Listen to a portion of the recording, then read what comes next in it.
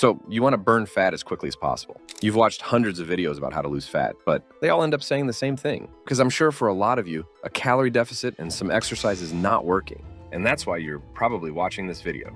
So sit back and watch till the end as I go through the best and most unspoken hack that you can do to start seeing some actual progress. But before I start, make sure to hit the like and subscribe button to show some love. Anyways, let's get started. First off, I know it's a bit hypocritical of me, but you do need to be in a calorie deficit and exercise if you want to burn fat, or this hack won't really work. Secondly, this hack can be done at the gym, but for most people's preference, it's probably better to do it at home. Therefore, you must purchase this item if you don't already have it at home. So what exactly is this effective hack I've been talking about? Well, it's just walking. But wait, there's more to it, so don't worry.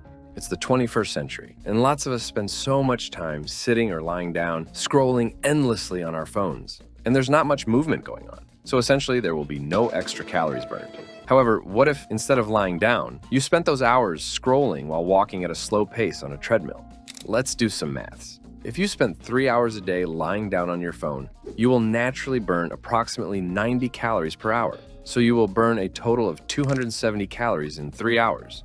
Now, let's say you scrolled for 3 hours, but instead walked on the treadmill at a slow pace. You will roughly burn 250 calories per hour. So in total, you will burn 750 calories in 3 hours. Eventually, after doing some extremely difficult calculations, I worked out that you would burn almost 500 more calories scrolling on a treadmill. For me, it feels like I've cheated the system. But realistically, are you going to be walking for 3 hours of your day?